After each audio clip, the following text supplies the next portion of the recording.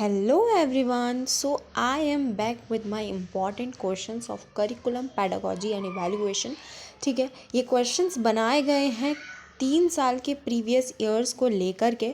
ठीक है, और वो क्वेश्चंस जो हर बार पेपर में रिपीट हुए हैं और वो क्वेश्चंस जो मेरे पॉइंट ऑफ व्यू से इम्पॉर्टेंट है, एग्ज़ाम में आ सकते हैं, वो क्वेश्चंस आप इस वीडियो में देखेंगे. ठीक है, अगर आपने अब तक कोई प्रिपरेशन नहीं करी है या आपने सारी प्रिपरेशन कर ली, आप रिवीजन कर रहे हो, तो आप ये क्वेश्चंस को कर लीजिए, इनके आंसर्स निकाल के कर लीजिए. ठीक है, लिख के समझ लीजिए.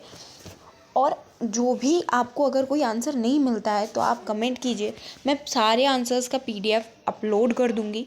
ठीक है, तो इनके आंसर्स एक तरीके से आप बहुत अच्छे से रट लीजिए, समझ लीजिए, जो हो सके कंज्यूम कर लीजिए बिल्कुल, जिससे क्या है कि पेपर में इनके आने के चांसेस बहुत ज़्यादा हैं. ठीक है, सारे क्वेश्चंस तो नहीं आएंगे और एग्जैक्ट ऐसे क्वेश्चंस भी नहीं आएंगे. ठीक है, तो क्या है, चांसेस हैं कि ये क्वेश्चंस आ सकते हैं, कुछ क्वेश्चंस कंसेप्ट ये बन सकते हैं. ठीक है, तो आप जो है ध्यान से समझ लीजिए.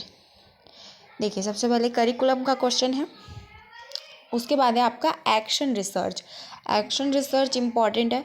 ठीक है, इसमें इस क्वेश्चन में मैंने सब कुछ ऐड ऑन कर दिया, स्टेप्स, आपका एरियाज़, ठीक है, मीनिंग.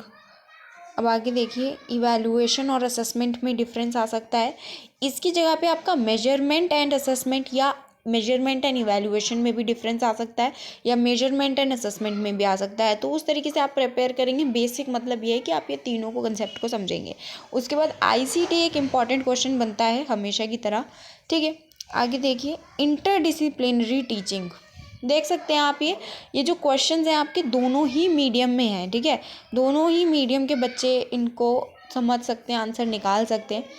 ये लास्ट टाइम प्रेपरेशन के लिए बहुत अच्छे होते हैं. ठीक है, इंटरडिसिप्लिनरी टीचिंग. उसके बाद हम आते हैं NCF के ऊपर क्वेश्चन बनेगा, RTE एक्ट के ऊपर क्वेश्चंस बनेगा. आप इन क्वेश्चंस का स्क्रीनशॉट ले लीजिए, लिख लीजिए या तो. ठीक है, और इनके आंसर्स निकाल के याद कर लीजिए, अच्छे तरीके से समझ लीजिए. ठीक है, आगे देखिए, कंस्ट्रक्टिविज्म आ सकता है, अप्रोचेज हैं सारी. फिर टेस्ट, ये इंपॉर्टेंट है, अचीवमेंट टेस्ट और आपका डायग्नोस्टिक टेस्ट. ठीक है, इसके पूछा जा सकता है आपको. अब आगे देखिए, क्वेश्चन पेपर डेवलपमेंट का आ गया. अब मेथड समझाने हैं. ठीक है, अब लास्ट में आपको रिकॉर्ड पूछा गया है और पीयर ट्यूटरिंग के बारे में पूछा गया है. तो ये सारे क्वेश्चंस थे जो आप देख सकते हो.